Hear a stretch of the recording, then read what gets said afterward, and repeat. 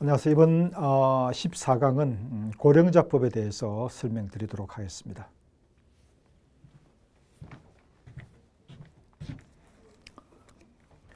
강의 순서로 14강째인데요. 14강은 고령자법과 제9장에 나와 있는 기간제법 두 개를 한 강의로 해서 설명드리도록 하겠습니다. 그럼 먼저 첫 번째 강의 챕터 8 교재 768 페이지를 펴시고요. 자, 강의 준비해 주시기 바랍니다. 이 법의 이름이 굉장히 길죠. 고용상 연령차별 금지 및 고령자 고용 촉진에 관한 법률. 힘들어요. 아마 우리 노동관계법규 과목 중에서 법규 과목 중에서 가장 이름이 길지 않을까 생각되는데, 하여간 고령자 연령차별 이런 내용이 나온다, 그렇게 보시면 되겠어요. 자, 먼저 유닛 1에서 총칙에서 용어정의. 자, 용어정의 기출 빈도 표시 보면 아주 자주 나오는, 사실 이 고령자법의 내용은 뭐 보시는 것처럼 몇 페이지 안 돼요. 뭐 한 6페이지 정도 되네요. 6페이지인데 그동안의 문제는 적어도 한두 문제, 평균 한 1.5문제 정도 이렇게 나오고 있으니까 뭐 전체 분량에 비해서는 상대적으로 출제가 자주 되는 곳, 이렇게 보시면 되겠죠. 특히 이제 그 중에서도 되게 출제가 딱 되게 정해지는데, 용어 정의, 고령자, 준고령자 용어 정의를 묻거나 뒤에 나와 있는 뭐 연령 정년제도 관련된 내용을 주로 묻거나 이렇게 나오고 있는데, 1번 고령자와 준고령자다. 우리가 시험 문제에서 20문제 과목당 중에 뭐 이전에도 언급을 했습니다만 상중하로 구분해서 상한 뭐 20%, 중 한 60%, 하 20%, 뭐 그렇게 한 100% 이런 식으로 맞춘다면은 이제 고령자와 준고령자를 묻는 문제는 하에 속하는 문제겠죠. 고령자란 몇 세 이상? 55세 이상을 말하고, 조만간 고령자가 될 사람이죠. 준고령자는 50세 이상, 55세 미만을 말한다라고 돼 있는데, 우리가 이건 뭐 신체적 나이로 보면은 55세 이상 되신 분한테 이 강의를 듣고 있는 여러분 중에서 제가 고령자라고 부르면 상당히 기분 나쁘시지 않겠어요. 제가 이전에도 말씀드린 적이 있는데, 여기서 이 기준은, 나이 기준은 뭐 신체적 나이를 의미하는 것이 아니고 사회적 기준, 사회적 연령을 의미하는 것이다. 뭐냐?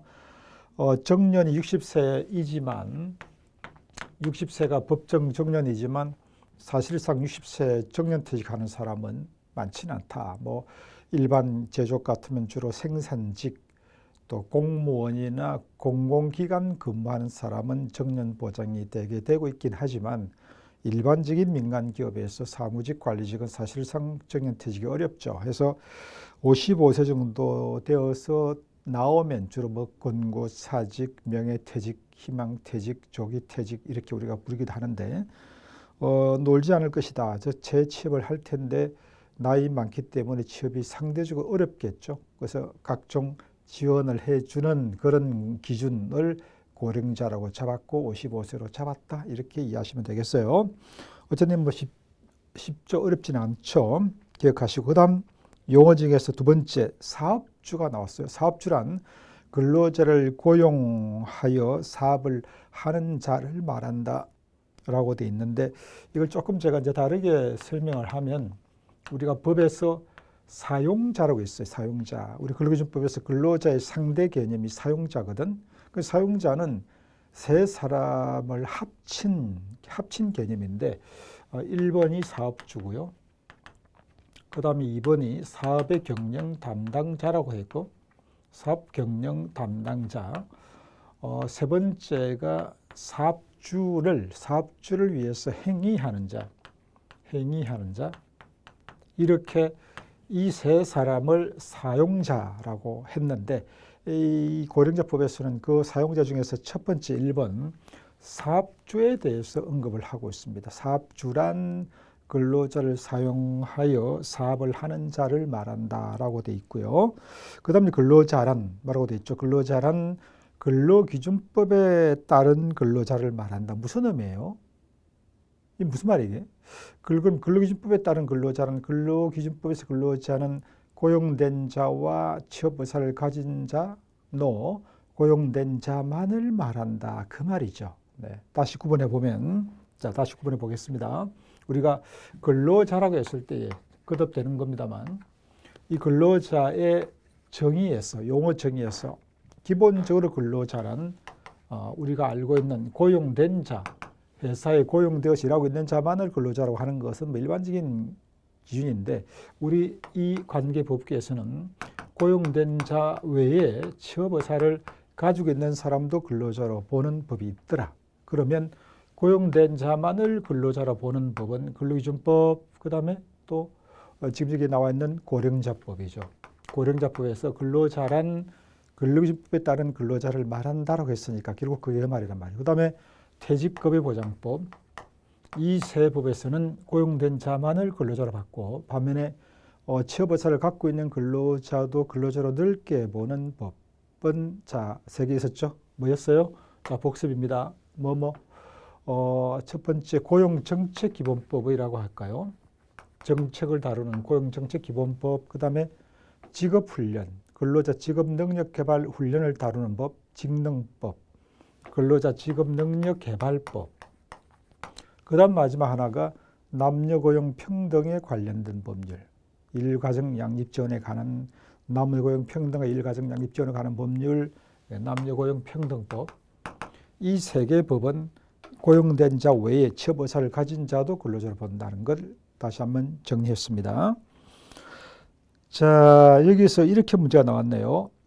이 법상의 근로자란, 즉 고령자법, 이 법상에서 근로자란 노조법에 의한 근로자를 말한다.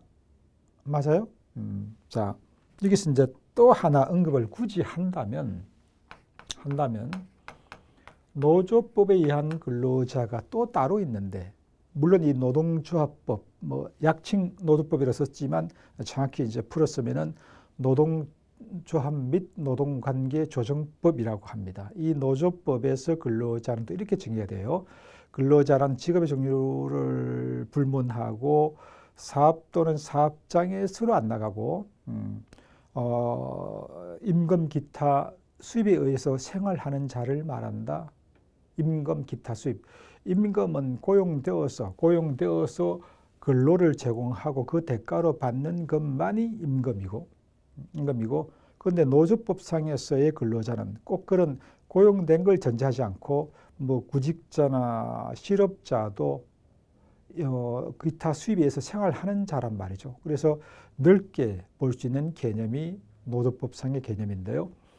굳이 따지면 고용정책기본법이나 남녀고용평등법상에서 근로자로 보는 취업 의사를 가지고 있는 자도 들어가는, 굳이 따지면 이 두 번째 법하고 좀 영역이 비슷한, 이게 이제 노조법이라는 법이 따로 있는데, 이 노조법은 노동조합에 가입을 하거나 결성을 할 수 있는 근로자를 말하는 것이고, 우리 시험 과목에 들어있지는 않아요.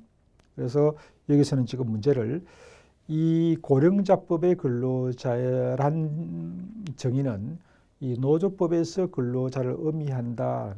전혀 아닙니다. 틀린 거예요. 자, 그 다음 두 번째, 정부 및 사업주의 책무. 책무 의무니까 좋은 말 써놨죠. 참고하시면 될 것 같고요. 세 번째 내용은 고령자 고용 촉진 기본 계획의 수립. 자, 이 기본 계획 수립 가끔 출제가 되는데 어떤 게 나오느냐? 5년마다 수립한다는 것. 기본 계획은 주로 5년 단위, 이제 중장기 계획이죠. 일반적으로 계획은 매년인데 이제 중장기 같은 건 주로 5년 단위로 계획이 수립된다고 보시면 되겠고, 자, 이번에서 이렇게 나왔어요. 그게 이번에 보면은 이 고용 촉진 기본 계획은 5년마다 수립하는데 어디에 심의를 거친다고? 고용 정책 심의회. 위원장은 노동부 장관이죠. 이 고용 정책 심의회 심의를 거치게 되어 있는데, 기출 문제에서 국회 상임위원회 심의를 거친다. 왜 무슨 국회야 갑자기? 네 거기서 왜 나와? 이렇게 되겠죠, 그죠? 국회 상임위원회 그런 건 없어요. 이게 우리 있습니다만 상임위원회가 없다는 게 있는데, 여기에 우리 노동강의 법규에서는 국회 상임위원회 심의를 거치고 하는 게 없다는 이야기예요. 자, 769페이지를 보겠습니다. 769페이지.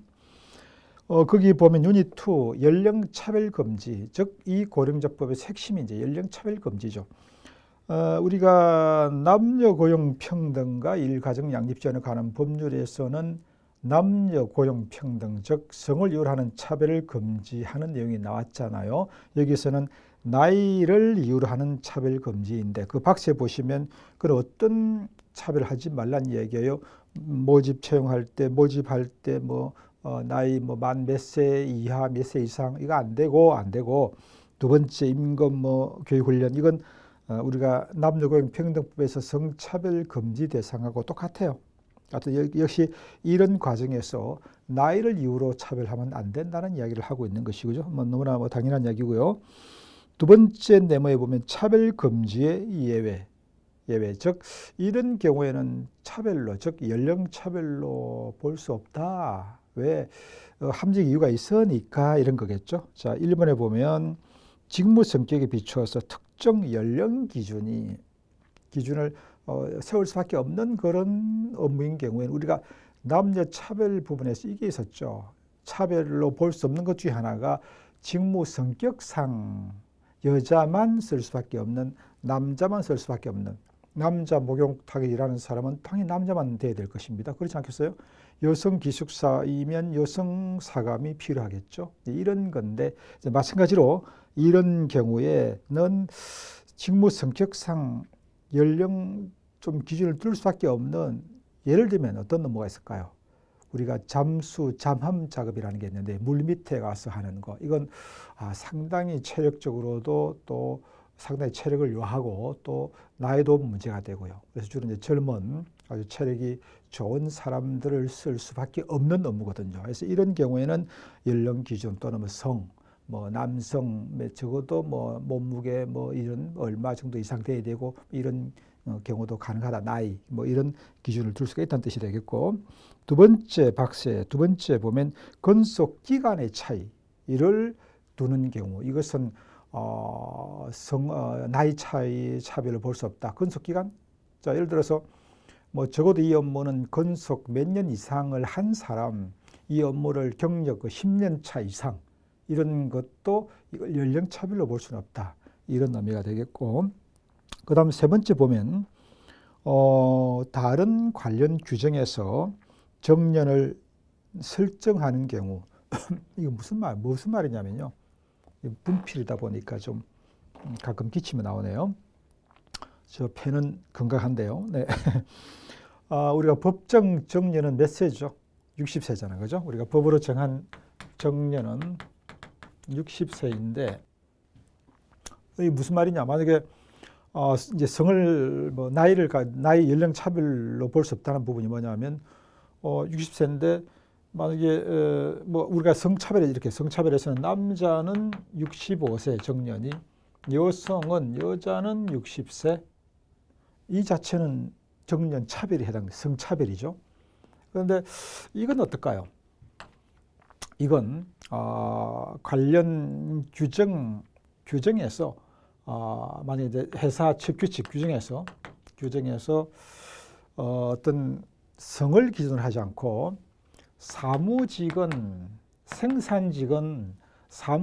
정년 65세, 생산직은 60세 이렇게 구분하면 이게 과연 연령 차별인가요? 아니에요. 연령 차별이 아니에요. 자, 법에서 정한 정년이 60세인데 만약에 사무직은 65세, 생산직은 55세, 60세 밑으로, 이 자체는 법을 위반하는 거예요. 이거는 차별이기 이전에 법을 위반하는 것이고, 둘 다 65세 이상인데 이렇게 성을 이유로 차이를 두면 이게 성차별인데, 이건 업무 성격상 차이를 둘 수가 있다고 볼 수 있거든. 관련 회사 측 규칙이나 단체별 같은 데서 우리 회사 사무직은 65세이고요. 생산직 60세로 하더라도 이건 차별을 볼 수가 없어요. 이것은 어떤 연령 차별을 한 것도 아니고 뭐라고 할까, 성차별도 아니고 업무 성격을 갖고 각 회사 규정에서 또는 단체별에서 달리 정할 수 있다 이 말이에요. 자, 그 다음 밑에 세모 3번을 보겠습니다. 만약 이런 연령에 좀 문제가 있게 연령 차별 같은 게 있을 때는 뭐 정보기관에서 국가인권위원 이런 데서 어떤 시정을 권고 또 안 되면 시정명령 이런 걸 내릴 수가 있다 이런 이야기인데 거기 1번에 보니까 연령 차별을 만약에 당하고 있다고 생각하는 사람은 어디에다가 그러면 진정해야 되나요? 어디에다가? 국가인권위원회에다가. 국가인권위에 진정을 할 수가 있다. 그럼 국가인권위에는 어떻게 하겠죠? 이걸 사실 확인하고 사실이면 연령차별하고 있냐라고 하면은 어떻게? 바로 뭐 처벌, 뭐 고발 이게 아니고 권고를 할 수 있다라고 되어 있고요. 권고를 했는데도 불구하고 시정을 안 하거나 또는 이제 권고 대상이 아주 뭐 반복이 되거나 연령차별이 반복이 되거나 아주 다수를 대서 연령차별을 하고 있거나 뭔가 좀 사안이 중대하다고 판단될 때는 단순하게 권고가 아니고 시정 명령도 할 수가 있다. 이렇게 구분해서 이해하시면 되겠고요. 그 다음 밑에 4번에 보면은 시정 명령을 할 때는 신청을 받은 날로부터 몇 달 이내에 석 달 이내에 해야 된다라고 되어 있는데 뭐 그 정도까지만 뭐 이해하시면 되겠습니다. 자, 그 다음 유닛 3로 가겠습니다. 고령자의 취업 지원, 즉 55세 이상자의 취업 지원을 국가가 어떻게 하겠다 이런 내용이 나오는 거죠. 1번 생략 뭐 큰 의미 없어요. 가끔 나오는 영역인데 뭐 굳이 언급할 필요가 없겠습니다.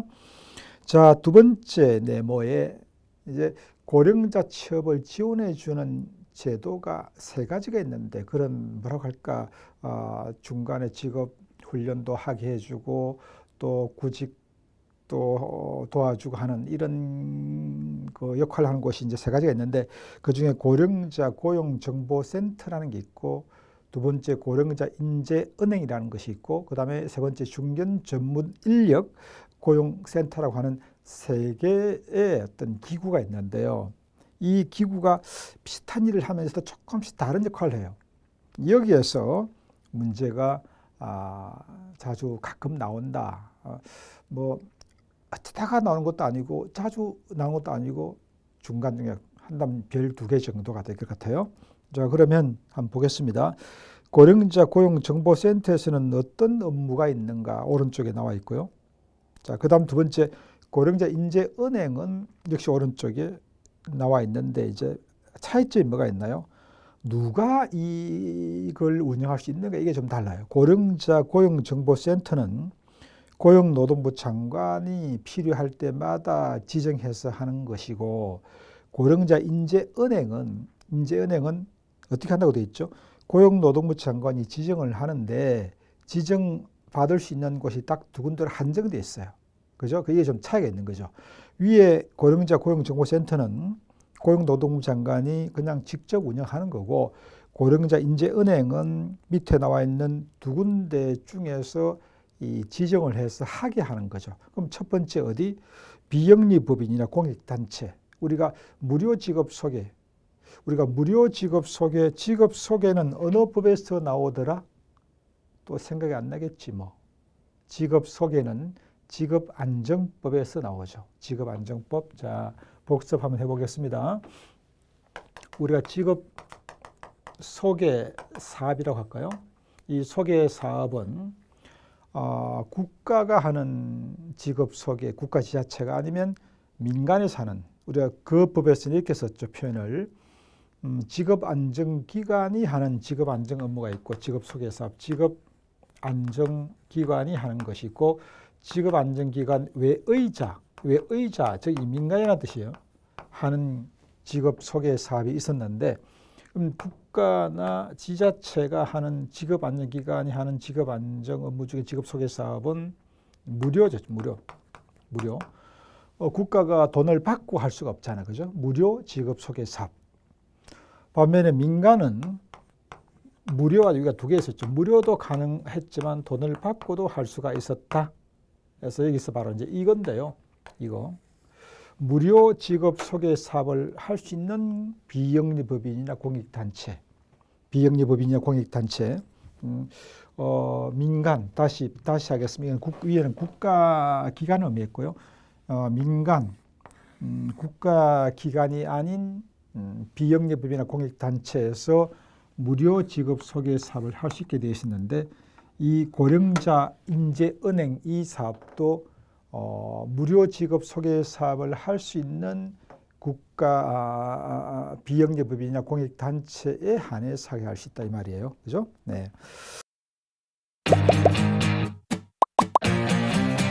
에듀윌 유료 회원만의 특별한 서비스.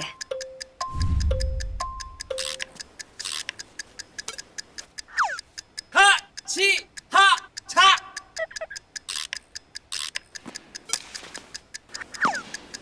하치하차 정답! 같이 하자 친구야 에듀윌 유료 회원!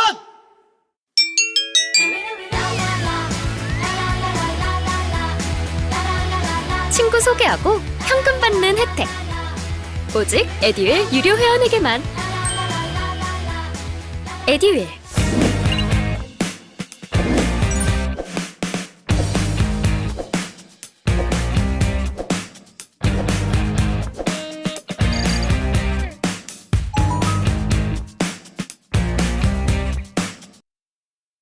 자, 그다음 중견 전문 인력 고용 센터는 역시 무료 직업 소개 사업을 하는 비영리법인 또는 공익단체 중에서 지정할 수가 있고 위에 고령자 인재예능은 또 비영리법인이나 공익단체 외에도 직업 능력 개발 훈련을 위탁받을 수 있는 대상이나 기관, 즉 민간 기관도 지정받아서 할 수가 있는 이제 그런 운영 주체가 조금 다르다는 거 하나가 있었고 여기에서 기출 문제가 이렇게 나왔어요. 주로 이제 나왔던 문제가 자꾸 반복되어서 일반적으로 나온 부분인데 뭐 새로운 문제가 다시 나오고 한 게 아니고 원래 나온 기출 문제가 그대로 다시 반복되는 이런 형태인데 그중에 어떤 문제가 나오냐면 고령자 인재은행에 보면 거기 인재은행에서 오른쪽 업무 중에 두 번째 점 훈련을 위탁받을 수 있는 대상이 되는 기관 중에 첫 번째 고령자의 직업 능력 개발 훈련. 자, 이건 고령자 인재은행에서 위탁받을 수 있는 대상이 되는 기관에서 하는 거였거든요. 하는 훈련인데 업무인데 근데 시험 문제에서 비영리법인이나 공익단체 고령자 인재은행 중에서 비영리법인이나 공익단체가 할 수 없는 업무, 하는 업무로 이제 넣고 이제 문제를 낸 적이 있습니다. 그러면 고령자의 직업 능력 개발 훈련은 고령자 인재은행에서도 누가 하는 거죠? 훈련을 위탁받을 수 있는 대상이나 기관이 하는 것이지 비영리법인이나 공익단체에서 할 수 있는 건 아닌데 이제 그런 식으로 문제를 낸 적이 있습니다. 나중에 기출 문제 풀이해서 한번 같이 보도록 하죠. 별로 중요한 건 아닌데 제가 아주 어렵게 설명했네요. 자, 771페이지 오른쪽에 고령자 인재은행의 지정 기준이 나왔네요. 이거 뭐 기준 스킵하시고 그 다음 유닛 4를 보겠습니다. 고령자의 고용 안정 및 고용 촉진인데 1번에 300명 밑줄 그 다음에 두 번째 이번에 사업의 종류별로라고 하는 걸 이제 가로 넣기 정도로 체크하시면 되겠고 자, 첫 번째 사업주의 고령자 고용 노력 업무 뭐냐? 고령자 몇 세? 55세 이상. 55세 이상 고령자를 고용하도록 반드시가 아니고 노력해야 될 대상은 300명 이상 기업이다. 자, 우리가 제가 항상 강조했지만 우리 법에서 대기업 몇 명 이상을 주로 의미한다고요. 예. 300명 이상은 대기업을 전제합니다. 대기업을. 뭐 대기업이라고 해서 똑같은 기준은 아닌데 이제 업종마다 좀 틀리긴 한데 그냥 대기업 우리가 3명 이상이면 주로 대기업으로 기준을 삼아요. 3명 이상은 기준 고용률 이상의 고령자를 고용해야 한다. X. 고용하도록 노력해야 한다. 안 하면 그만이고요. 하면 좋고요. 이런 뜻이죠. 자, 그래서 이 기준 300인 이상. 그러면 이 기준 고용률은 어떻게 되는데요? 자, 밑에 더 알아보기 박스를 보겠습니다. 1번에 제조업은 2%. 100명 중에서 300명이니까 만약에 근로자 300명이면 2% 6명 이상을 50의 이상 고령자를 고용해. 안 하면 벌금이야. 너 고용하도록 노력하세요. 안 하면요. 안 하면 괜찮고요. 이런 의미예요. 두 번째, 자 박스 두 번째, 운수, 부동산 이런 쪽은요 100분의 6%. 300명이면 3, 6, 18, 18명 이상을. 자 그럼 기타 산업은 3%. 자 이걸 어떻게 암기할까요? 2, 3은 6 이렇게 암기하십시오. 2, 3은 6 이렇게. 우리가 암기할 때에 2, 3은 6 이렇게. 2, 3은 6 뭐냐?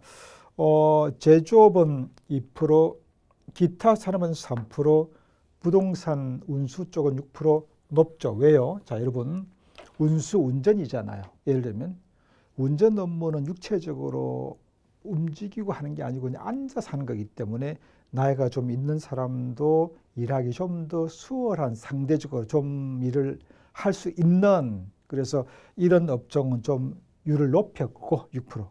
제조업은 주로 육체 노동을 해야 되는 거기 때문에 좀 낮췄고 기타는 그냥 중간에 3% 이렇게 했다고 이해하시면 될 것 같습니다. 네. 제조업은 2%, 100분의 2, 기타는 3%, 운수부동산 임대업 쪽은 6% 이렇게 했다는 거.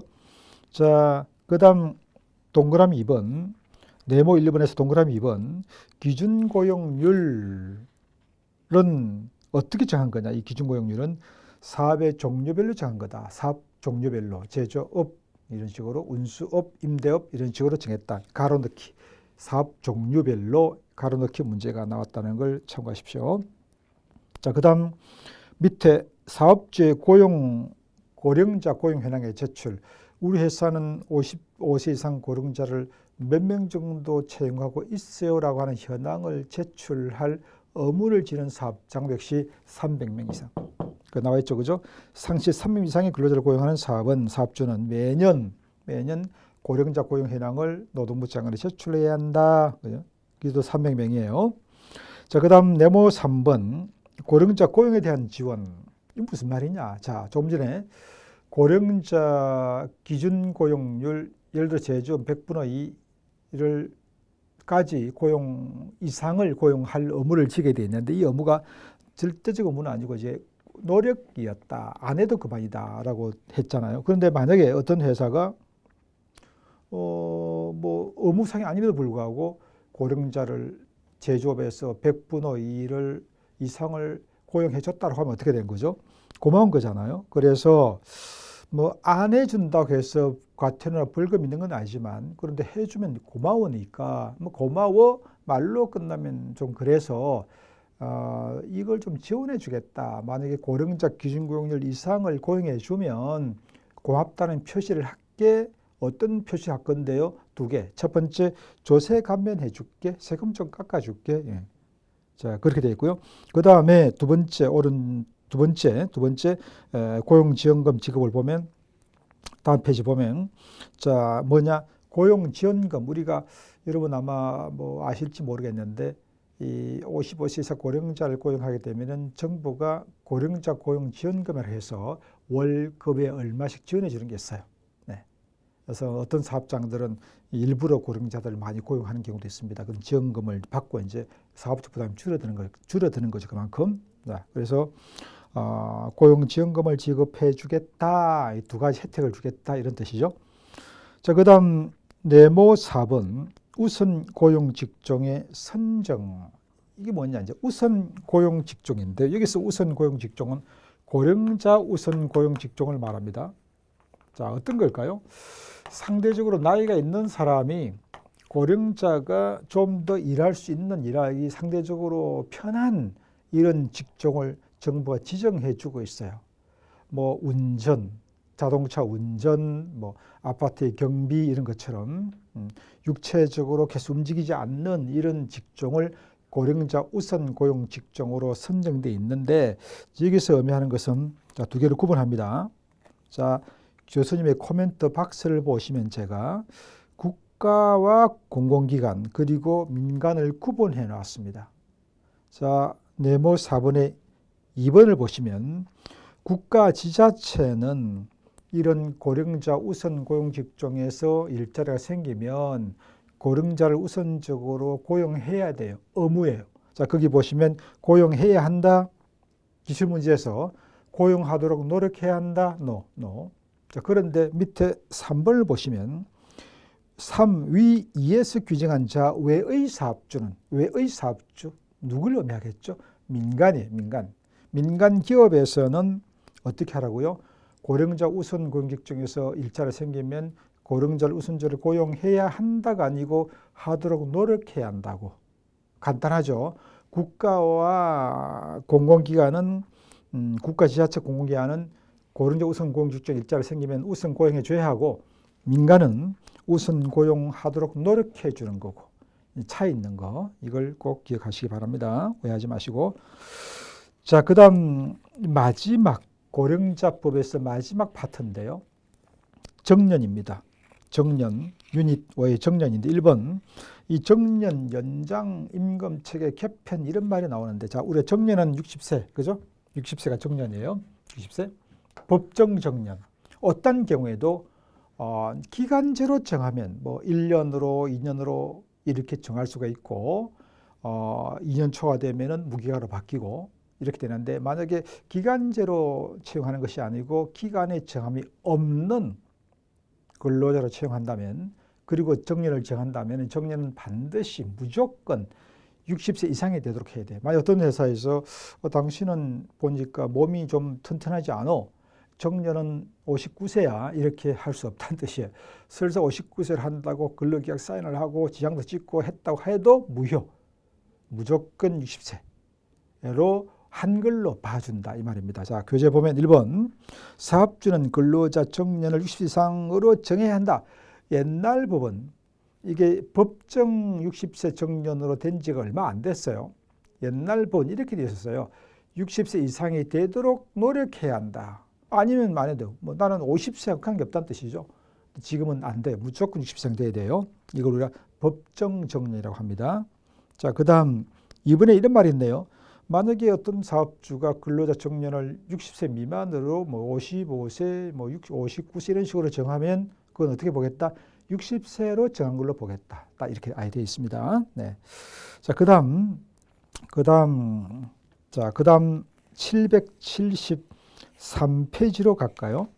773페이지로 가면 정년제도 운영 현황의 제출이라고 나와 있습니다. 정년제도 운영 현황. 역시 이것도 몇 명? 근로자 300명 이상, 또 300명이죠. 이 300명 이상의 기업은 우리 회사 정년이 어떻게 지금 설정되어 있어요? 라는 그 현황을 매년 고용노동부 장관에 제출하게 돼 있고요.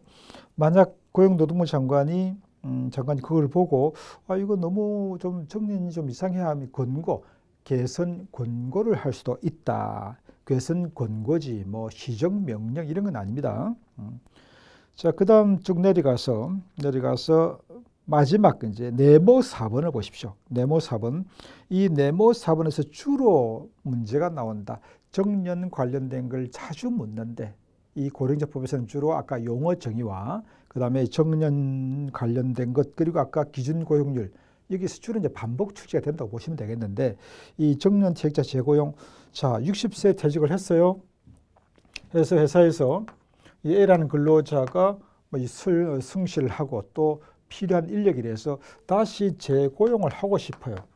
다시 그러면 문제는 계속 그냥 이어서 61세, 62세로 계속 고용을 하게 되면은 임금도 계속 올려줘야 되고 연체휴가도 계속 늘어나고 회사가 부담스럽죠. 그래서 법이 어떻게 됐느냐? 일단 퇴직을 한 상태이기 때문에 그리고 다시 이제 채용하는 거니까 이 경우에는 기존에 근무한 거 관계없이 기존의 임금을 연봉을 얼마를 받았던 관계없이 이제 퇴직이 된 거고 다르게 말하면 근로관계가 종료가 되는 거고 다시 채용하는 거니까 임금도 옛날하고 달리 따로 정할 수도 있고 즉 연봉도 줄일 수도 있고 기존에 5천만 원이었는데 뭐 4천, 3천 줄여도 되고 그 다음에 연차 같은 것도 이제 끝났고 다시 채용된 거기 때문에 다시 새로 계산되는 것이고 그런 이야기를 쓰고 있는 거죠. 당연한 이야기인데 확실하게 이제 법에서 정하고 있습니다. 자, 1번에 보면 정년 퇴직을 하게 되면 회사는 그 정년퇴직자를 다시 재고용해야 한다? 그 말이 이상해지죠. 그 퇴직 의미가 없잖아요. 재고용하도록 노력해야 한다. 만약에 필요하면 다시 채용해주면 참 좋겠습니다. 이런 의미죠. 자, 그 다음 두 번째 뭐라고 되어 있나요? 좀 전에 본 것처럼 재고용하게 되면 종전의 근로기간을 제외할 수가 있고 이미 끝난 거니까 연차 같은 계산할 때, 퇴직 계산할 때에 끝났고 그 말이죠. 끝났고 임금 결정을 종전과 역시 달리할 수 있다. 자, 기출문제에서 이걸 이제 말을 바꿨어요. 뭐 어려운 건 아니고요. 자, 근로기간을 제외할 수 없다. 틀렸죠. 또 하나 임금 결정을 종전과 달리할 수 없다. 있다가 맞는데 없다. 이런 식으로 주로 문제를 냈습니다. 어려운 문제는 아니에요. 자, 일단 여기까지 이상으로 이제 14강에서 첫 번째 강의 고령자법 강의를 여기서 마무리하고 두 번째 기간제법 강의로 넘어가도록 하겠습니다. 기간제법. 자, 페이지 몇 페이지죠? 페이지 찾으시고 자, 페이지 784페이지입니다. 784. 9장 챕터 9로 갈게요. 자, 준비되셨나요? 네. 뭐 간단한 내용인데요. 법의 정식 명칭은 기간제 및 단시간 근로자 보호에 관한 법률. 결론적으로 뭐냐? 기간제 근로자와 단시간 근로자에 대해서 설명하고 있는 법. 그러면 이 기간제와 단시간 근로자를 우리가 합쳐서 뭐라고 부른다? 네, 비정규직이라고 하는 거예요. 비정규직. 자, 왜 이 법을 만들었을까요? 비정규직 근로자를 보호해 주기 위해서. 원래 노동법에서 보호가 되고 있습니다만은 좀 더 구체적으로 보호하고 이런 건 차별이니까 차별을 받게 되면은 차별을 시정하게 하고 하는 그런 내용이 나오게 된다고 보시면 되겠어요. 자, 용어 정의를 봅시다. 일단 기간제 근로자가 누구냐? 뭐 이건 뭐 상식선에서 이해하시면 되겠죠. 기간제 근로자란 기간을 정해서 채용된 사람. 1년, 2년, 6개월, 한 달, 하루. 그죠? 근데 만약에 이 기간은 우리 법에서 2년이 한도예요. 기간제로 채용한다면 2년 한도 내에서 채용이 돼야 돼요. 그럼 여러분이 그러면 2년 초과해서 계속 쓰고 싶으면 못 쓰는 거예요? 쓸 수 있는데 2년 초가 되면 무기계약으로 바뀐다. 즉 정규직으로 정년을 보장한 걸로 바꿔줘야 돼요.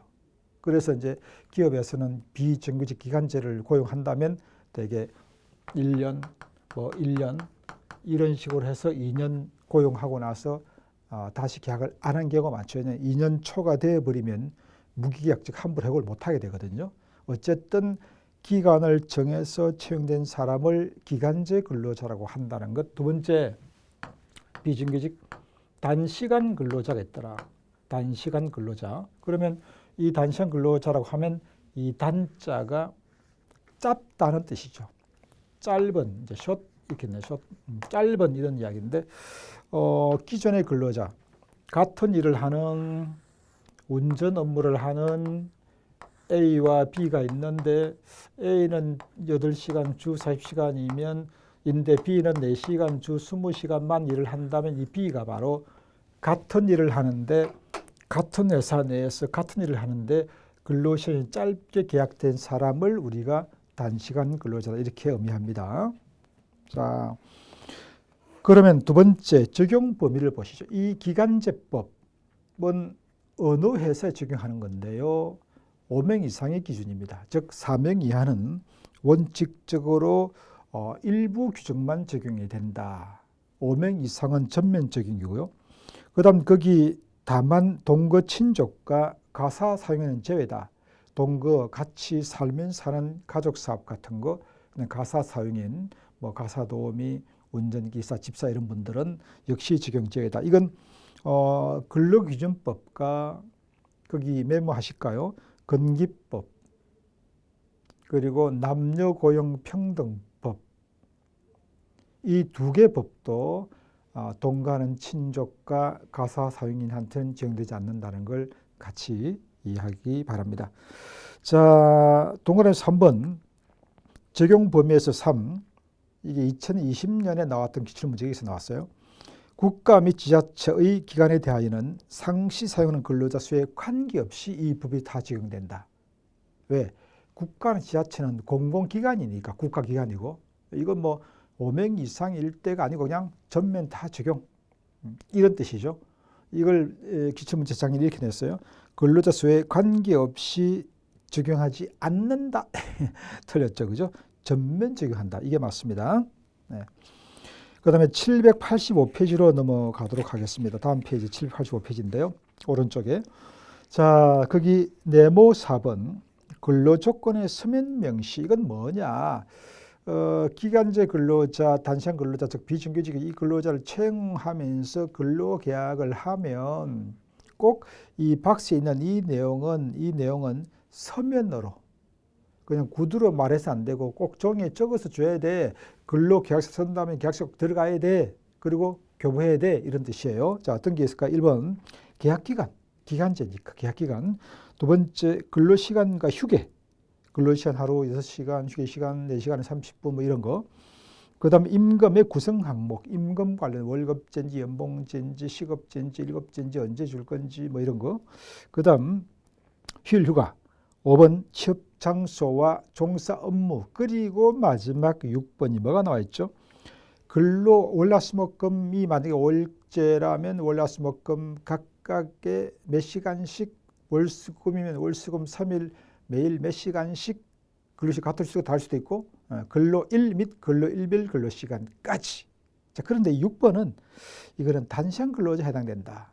근로시간을 구체적으로 언급하는 그 날만 한 주가 아니고 매일 몇 시간씩 할 건지 이건 단시간 근로자인 경우에는 근로일과 근로일별 근로시간까지도 종이에 적어서 꼭 줘야 한다.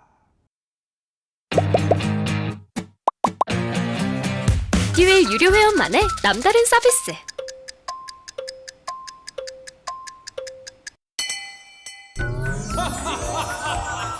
합격! 합격하고 돈도 받는 혜택. 오직 에듀윌 유료 회원에게만. 에듀윌. 무료 합격!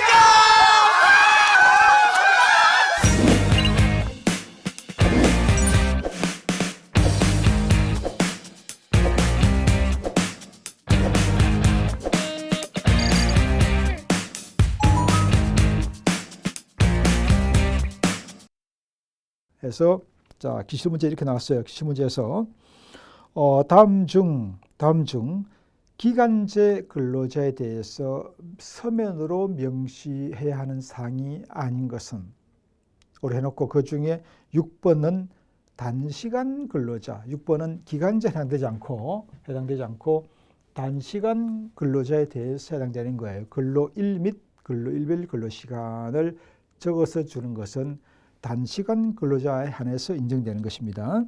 네. 자, 교수님의 코멘트라고 되어 있는데요. 그게 뭐라고 되어 있죠? 기간제 근로자가 아닌 정규직일 때는 우리가 근로기준법에서 나왔습니다만 일반 정규직을 채용할 때에도 이런 근로조건을 서면 종이에 적어서 명시해서 교부하게 되어 있는데 이 정규직 근로자일 때는 딱 4개였어요. 소정 근로시간, 몇 시간 할 건지, 그 다음에 휴일, 주휴일, 연차휴가, 그 다음에 임금, 소정 근로시간, 임금, 주휴일, 연차휴가 이 4가지만이 대상이었는데 지금 여기 보면은 기간제 근로자와 단시간 근로자인 경우에는 임금, 근로시간, 휴일, 휴가 외에도 뭐가 또 들어있죠? 취업 장소와 종사 업무, 휴게 시간 이런 것도 들어있죠. 그죠? 조금 차이가 있다는 걸 제가 지금 설명하고 있습니다. 코멘트에서. 자, 그러면 본격적으로 이제 기간제 근로자와 단시간 근로자에 대해서 간단하게 한번 보겠습니다. 1번 유닛 2 첫 번째 기간제 근로자. 아까 언급했듯이 기간제 근로자는 기본적으로 2년간만 기간제로 고용할 수가 있습니다. 2년 초가 되는 초가 되는 순간 자동으로 무기계약 근로자로 바뀝니다. 그런데 항상 우리 법은 예외가 있죠. 예외. 우리가 원칙 2년이면 예외가 존재한다는 것이 전제거든요. 원칙 있으면 예외가 있다는 게 전제가 되는 거니까 원칙 예외 없는 법률은 없다. 뭐 이런 표현을 쓰잖아요. 자, 그러면 지금 그 박스에 보면 785, 786페이지 다음 페이지 쭉 이렇게 박스 안에 14가지로 나와 있는데 이건 뭐냐 하면 2년 기간을 초과해도 괜찮은 예외를 말합니다. 즉 2년 초과되면은 초과된 그날로 자동으로 무기계약, 즉 정규직이 되는데도 불구하고 뭐 2년 초과되어도 3년, 4년 근무해도 정규직이 아니고 안 되고 그냥 계약한 기간 5년이면 5년 근무하고 그만둘 수밖에 없는 예외. 불가피한 사정이 있는 거죠. 어떤 이유가 있겠죠. 그래서 그것이 꽤 많죠. 예외가 꽤 많은데요. 주로 시험에 나오는 것 몇 가지만 언급을 한다면 첫 번째 박스 1번 이게 나옵니다. 사업 완료, 뭐 특정 업무 완성에 필요한 기간을 정했을 때는 어떤 걸까요? 건설공사죠. 어떤 지구에 아파트 공사가 있고 입주까지 5년 걸린다. 5년 공사가 끝나버리죠. 그 공사가 영원히 되는 건 아니잖아요. 그래서 이런 특정 기간 동안만 한시적으로 이루어지는 사업, 주로 건설공사 아니면 특정 프로젝트 사업, 어떤 대학에서 정부 지원으로 5년 동안만, 3년 동안만 특성화, 뭐 어떤 그런 계획, 뭐 어떤 연구 이런 걸 의미한다고 보시면 되겠어요. 두 번째 휴직. 휴직으로 결혼 생겨서 그 결혼 기간 동안만 대체금 하는 경우, 예를 들어서 우리가 육아휴직은 1년 할 수 있잖아요. 그러면 1년 육아휴직을 갔는데 1년 동안만 그 근로자를 대체할 수 있는 기간제 근로자를 1년 고용한다면 그건 대체근무거든. 이 대체근무는 2년 따질 때에 인정하지 않겠다. 대체근무는 정상근무가 아닌 걸로 보고 그걸 빼고 2년 더 할 수 있다 이런 뜻이 되는 거예요. 만약에 전체 근무한 기간이 A라는 근로자가 전체 한 회사에서 기간제로 근무한 기간이 3년이라면 2년 넘어버렸는데 그중에 1년은 대체 근무한 기간이 포함되어 있다면 그건 빼고 그러면 실제로 2년만 근무한 게 인정된다. 이런 뜻이 되는 거죠. 자, 그 다음에 4번을 보시죠. 자, 4번. 고령자를 고용하는 경우. 자, 아까 고령자는 몇 살? 55세 이상자인 경우에는 2년 초과되어도 괜찮습니다. 왜 그랬을까요? 나이가 많다고 그냥 차별하는 건가? 그건 아니고 나이가 많을수록 취업하기 쉽지 않은데 55세 넘어서 정규직으로 취업하기 쉽지 않죠. 설사 취업한다고 해도 정년 60세면 얼마 안 남지 않아요. 그래서 55세가 넘어갔다면 굳이 뭐 2년 넘어갔으니까 무기계약에도 해고 못한다. 무기계약 정년을 보장하라 라고 안 해도 그냥 계약한 기간만큼만 3년간만 4년간만 근무하고 2년 초과되어도 그만두게 할 수 있다. 이런 예외로 보시면 되겠어요. 자, 이 기준은 55세 이상 고령자를 차별하게 한 것이 아닙니다. 오히려 취업을 도와주기 위한 제도로 보셔야 돼요. 자, 그 다음 페이지로 가서 쭉 중간에 스킵하고요. 쭉 가서 12번 보시죠. 12번째 보시면 4주 동안 평균 근로시간이 15시간 미만인 경우에 우리가 단시간 근로자 중에서 초단이라는 표현을 써요. 초단시간 근로자라는 표현을 쓰는데 15시간 미만자일 때. 자, 우리가 근로시간이 15시간 이 기준이 참 중요한데요. 15시간 이상과 미만. 자, 15시간 미만 하루 2시간씩 월화수목금 한 주 내내 근무해도 14시간밖에 안 되죠. 그죠? 15시간 미만자인 경우에는 우리 법에서 4가지는 적용 안 해도 된다고 되어 있어요. 일하는 시간이 짧으니 그 사람한테까지 퇴직금 주고 연차 주고 다 할 필요 없지 않냐 이런 이야기인데 그 밑에 더 알아보기를 보십시오. 박스 밑에 더 알아보기를 보면 15시간 미만 근로자 적용 제외 규정 첫 번째 뭐가 나오나요? 퇴직금. 우리가 아시는 것처럼 1년 이상 근무하면 퇴직금 무조건 줘야 되잖아요. 그런데 15시간 미만자는 퇴직금 안 줘도 돼요. 두 번째, 연차휴가. 우리 1년 근무하면 1년에 대한 15일과 1년 미만 월 하나씩 11개에서 26개가 무려 발생하는데 15시간 미만자는 연차차 발생하지 않는다 이 말이에요. 왜냐? 한 주에 나와서 일하는 시간 자체가 짧은데 거기다 휴가까지 굳이 줘야 될 필요가 없지 않냐 이런 논리예요. 그 다음 유급주휴. 여러분 주휴가 뭐죠? 근로기준법에서 매주 적어도 하루는 뭘 주라? 휴일을 준다. 개근하면 유급 휴일을 우리가 주휴라고 하잖아요. 이거 부여할 필요 없다. 왜? 근로시간이 짧은데 뭐 거기다가 주휴까지 또 이런 이야기죠. 마지막 네 번째가 고용보험. 원칙적으로 가입 대상이 안 돼. 물론 15시간 미만자도 3개월 이상을 계속 근무하면 가입 대상이 돼요. 원칙적으로 가입 대상이 되지 않는다. 이렇게 이해하겠습니다. 아셨죠? 자, 그 다음 787페이지로 오른쪽 페이지를 보겠습니다. 자, 그럼 이제 단시간 근로자가 나오네요. 기간제 근로자는 그 정도로 하고 단시간 근로자가 나왔어요. 자, 이 단시간 근로자는 아까 언급했고 자, 여러분, 이 단시간 근로자를 제가 조금 더 부연 설명하면 이게 뭐 간단한 말인 것 같지만 조금 사실 복잡한 말이에요. 왜냐하면은 여러분은 예를 들겠습니다. 신세계 백화점, 이마트가 신세그룹인데 거기는 하루 근로시간 7시간이에요. 이건 소정 근로시간 표현을 씁니다. 8시간이 아니에요. 그럼 7시간 주 5일이면 주 35시간 근무하는 거거든. 그러면 여러분이 생각할 때 그러면 신세계 백화점 또는 이마트에 근무하는 근로자는 하루 7시간 주 35시간 근무를 하면 다 시간제 근로자, 단시간 근로자 아니야? 8시간을 안 하니까? No. 신세계 백화점 또는 이마트 근무하는 모든 근로자는 하루 7시간 근무하는 사람이기 때문에 그게 그냥 기준이에요. 그게 기준인 거라. 그러면 이걸 우리가 법에서 통상 근로자라는 표현을 써요. 그러면 신세계 이마트에 근무하는 근로자 중에서 단시간 근로자가 되려면 같은 일을 하는 사람 중에서 7시간보다 일을 적게 하는 걸로 계약된 사람을 말하는 거죠. 그럼 6시간 50분, 6시간, 5시간 이런 식으로. 네. 그래서 우리가 항상 이 단시간 근로자의 개념은 같은 회사 내에서 같은 일을 하는데 다른 사람보다 근로시간을 짧게 계약한 사람을 의미하는 거예요. 단시간 근로자가. 자, 그러면 여기 1번에 이런 말이 나옵니다. 단시간 근로자 초과 근로에 대하여는 초과 근로라는 말이 나와요. 우리가 처음 들어본 단어가 또 나옵니다. 우리는 근로기준법에서 연장 근로 또는 시간 외 근로라고 썼지 초과 근로라는 말은 근로기준법에서 나오지는 않았어요. 물론 제가 거기 잠깐 언급을 한 적이 있습니다만 초과 근로에 대해서는 통상임금의 100분의 50, 즉 흔히 우리가 말하는 50% 가산 1.5라고 하는 걸 지급해야 한다. 그리고 이 경우 12시간 초과할 수 없다. 즉 12시간 안에서 초과금을 하게 할 수 있다. 이런 뜻인데 이게 무슨 말인지를 잠깐 제가 언급을 하겠습니다. 자, 여러분 우리가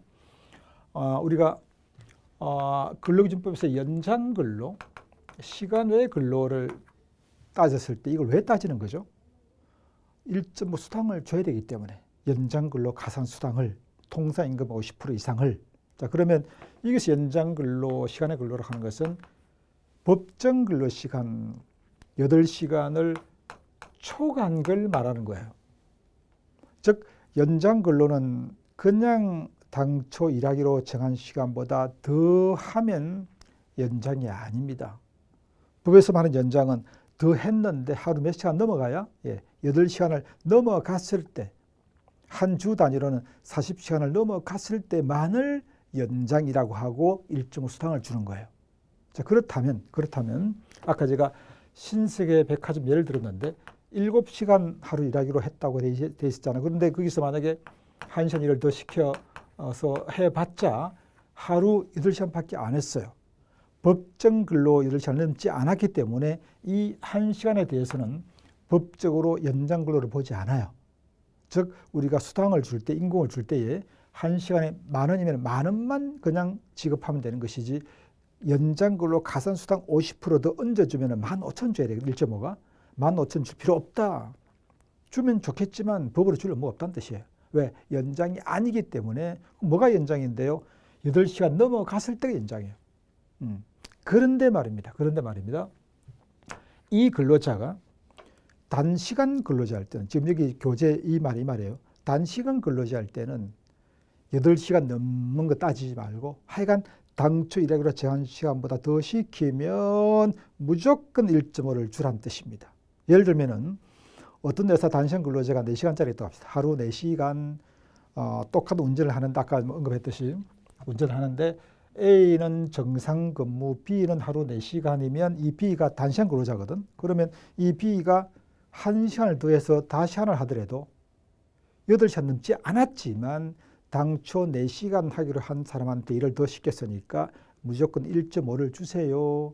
시간당 10,000원이면 15,000원 주세요. 이런 뜻이에요. 누구일 때는 단시간 근로자일 때는. 우리가 제가 조금 배경 설명을 한 것인데 그냥 혹시 이해가 잘 안 됐더라도 이해가 안 됐다면 그건 제가 설명을 제대로 잘못한 것이고 자, 안 됐더라도 무시하고 그냥 단시간 근로자일 때는 시험 문제 나오면 풀면 되는 거니까 단시간 근로자일 때는 그냥 시간의 근로를 더 하면 이걸 이제 초과란 말을 써요. 단시간 근로자가 당초 일하기로 정한 시간, 즉 소정 근로 시간보다 더 일을 하게 하면 이걸 우리가 초과 근로라는 표현을 쓰는데 어쨌든 단시간 근로자는 당초 정한 시간보다 더 하면 무조건 1.5를 준다는 뜻이구나 라고 이해하시면 되고 그러면 초과 근로를 몇 시간까지 하게 할 수 있는데요? 12시간까지. 그럼 여러분 이거 무슨 말이죠? 다시 여기로 와서 한 주 20시간 일하게 한 단시간 근로자한테 서로 합의해서 더 일을 하게 한다면 12시간 한도 내에서 그러면 이 사람은 한 주 최대 32시간 한도 내에서 할 수 있다 이 말이에요. 무슨 말인지 알겠죠? 원래 우리가 법정 정상 근무라면 한 주 40시간 근무를 할 수가 있고 연장 근무를 12시간 하게 할 수 있잖아요. 그럼 이제 52까지 가능한데 이거는 이제 정상 일반적으로 통상 근무자를 전제한 것이고 단시간 근로자일 때는 일하기로 정한 시간에 한해서 12시간. 이런 이야기죠. 만약에 15시간 한 주 일하기로 한 근로자가 있다면 연장을 한다면 12시간까지 해서 몇 시간? 한 주 최대 27시간까지 하게 할 수 있다. 이런 뜻이에요. 네. 자, 그다음 유닛 4에 가서 마지막이네요. 차별적 처우 금지, 즉 비정규적인 이유로 차별하게 하면 안 되거든.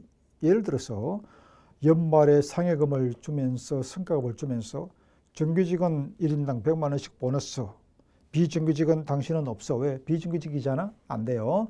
똑같이 비정규직 근로자도 근무를 똑같이 수행했다면 똑같은 성과급 상여금을 똑같은 액수를 준다는 건 아니지만 하여간 평가에 따라서 달라질 수는 있겠지만 상여금 성과급을 지급해야 한다. 자, 공휴일날, 3.1절날, 어린이날 정규직은 휴일로 주면서 비정규직은 정상 출근해. 이게 차별이다는 뜻입니다. 그러면 어떤 경우가 차별인지를 한번 보겠습니다. 787페이지 1번. 자, 네모 1번. 차별적 처우의 금지에서 동그라미 1번.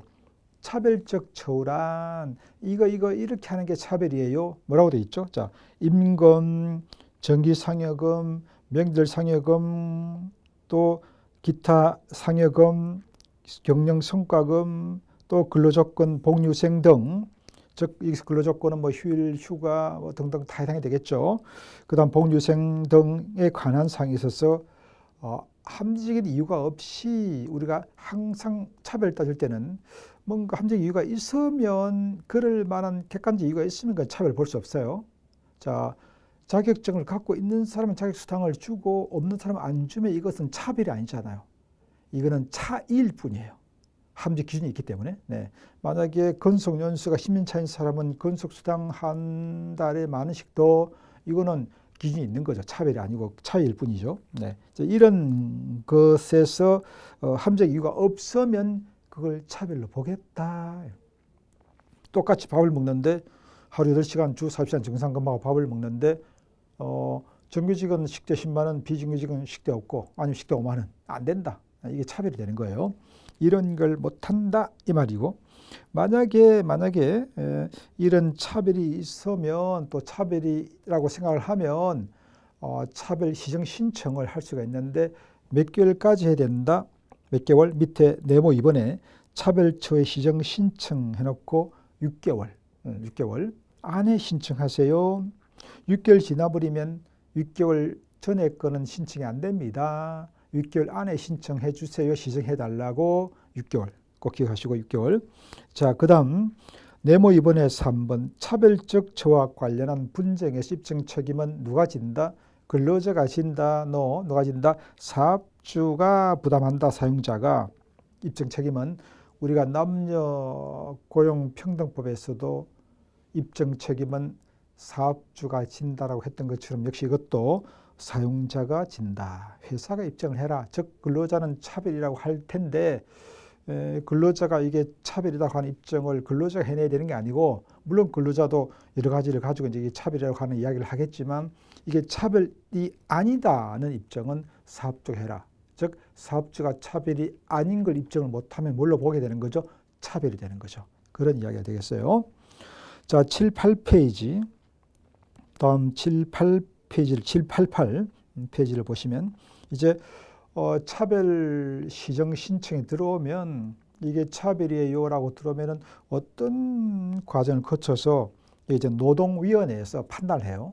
노동위원회에서 이것이 차별이다 아니다라는 판단을 하게 되고, 차별이면은 차별 시정 시정을 요구하게 되는데, 그 기관이 노동위원회인데, 노동위원회 이런 것이 쭉 들어오면은 어떤 절차를 거쳐서 이 판단을 하겠다, 조사신문, 조정중재, 시정명령 이런 걸 거치겠다라고 되어 있는데, 그 788페이지의 내용은 아직 이것을 묻는 문제가 나오진 않았기 때문에 그냥 참고 정도로 하시면 되겠고요. 그렇게 중요한 것 같지는 않습니다. 자, 다음 오른쪽에 7, 8, 9페이지를 보시면 자, 체크할 게 하나 있어요. 거기 네모 7번 위에 동그라미 2번. 자, 거기 3배를 넘지 아니하는 범위에서 배상 명령을 할 수 있다. 이게 어떤 제도냐? 써놓으십시오. 징벌적 배상 명령. 징벌적, 징벌. 벌을 응징하는 징벌적 배상 명령이라고 써놓으십시오. 징벌적 배상 명령. 이게 뭐냐? 어떤 회사가 비정책 차별을 아주 반복을 하는 거예요. 시정도 제대로 안 하고. 그러면 괘씸한 거잖아요. 한 번, 두 번은 뭐 몰라서 또 잘못 알고 뭐 차별했다고 하더라도 분명히 차별이라고 판단하고 시정명령을 내렸음에도 불구하고 시정도 안 하고 계속 반복을 하면 괘씸한 거죠. 그래서 노동위원회에서 이렇게 할 수가 있습니다. 만약에 벌금이 1,000만 원이면 1,000만 원 곱하기 3배, 3,000만 원. 징벌적으로 말 안 들었지, 더 그러면 손해배상해, 이런 식으로 해서 손해액 기준으로 3배를 넘지 않은 범위 내에서 3배 안에서 징벌적으로 손해배상 명령을 할 수 있다. 배상이 1,000만 원인데 1,000만 원 곱하기 3 해서 3,000만 원까지 배상해, 이런 식으로도 할 수가 있다는 것. 3배까지라고 하는 걸 기억하십시오. 자, 그 다음 쭉 나머지는 뭐 크게 의미가 없을 것 같아요. 그래서 거기서 3배인데 기출문제에서 2배, 2배까지라고 나온 적이 있는데 아니죠. 3배까지 가능하다는 걸 기억하시기 바랍니다. 자, 여기까지네요. 14강은 1강 첫 번째 강의가 고령자법이었고 두 번째 강의가 기간제법이었습니다. 이상으로 14강 강의를 마무리하겠습니다. 수고 많았습니다.